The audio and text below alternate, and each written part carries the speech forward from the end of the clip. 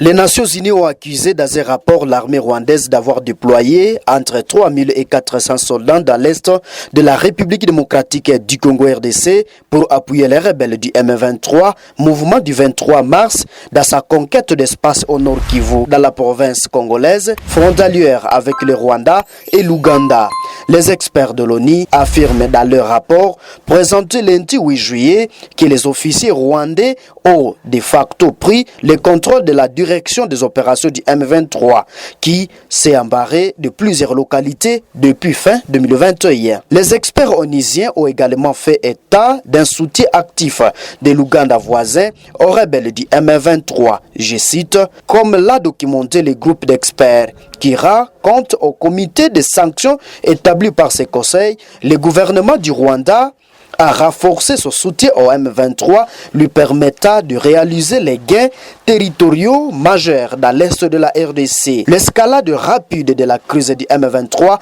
comporte un risque très réel de provoquer un conflit régional plus vaste, a déclaré devant le Conseil de sécurité de l'ONU Bintou Keïta, émissaire onusienne dans les pays et chef de la mission de l'ONU pour la stabilisation de la RDC, MONUSCO. Au cours de cette dernière semaine, les M23 ont capturé plusieurs emplacements stratégiques au Nord Kivu, dont la cité de Kanyabayonga, à cheval sur les territoires de Lubero et Rutshuru, a déclaré Bintou Keïta, se disant extrêmement préoccupé par l'expansion rapide de la rébellion du M23 dans la province du Nord Kivu et ses débordements dans la province du Sud Kivu. Lors de leur dernière offensive militaire, le M23 et ses partisans ont indiqué plusieurs bases de FARDC et déclenché de nouveaux déplacements de la population, aggravant encore une situation humanitaire et des droits humains déjà catastrophique, a souligné la diplomate. Le Sud Kivu est touché à travers son territoire de Kalehe avec des tirs indirects, frappant Minova et d'autres villes voisines, tuant et blessant plusieurs civils et générant de nouveaux déplacements, a précisé la chef de la MONUSCO, indiquant que cette crise qui évolue rapidement pourrait provoquer un conflit régional.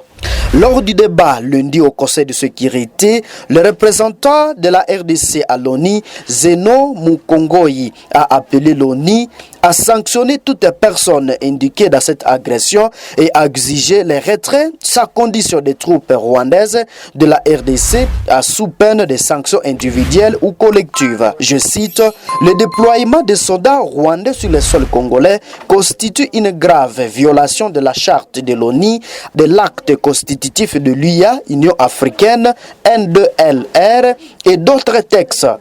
Le Conseil de sécurité doit agir car les autorités rwandaises ne respectent pas les engagements pris et défend l'ONU, a déclaré M. Mukongoyi. Le représentant du Rwanda à l'ONU a pour sa part estimé que ni une solution militaire, ni le fait de considérer le Rwanda comme bouc émissaire ne peuvent constituer une solution durable à cette crise. Pour rappel, le président rwandais Paul Kagame avait affirmé dans une interview accordée le 20 juin dernier à France 24 que son pays était prêt à entrer en guerre avec la République démocratique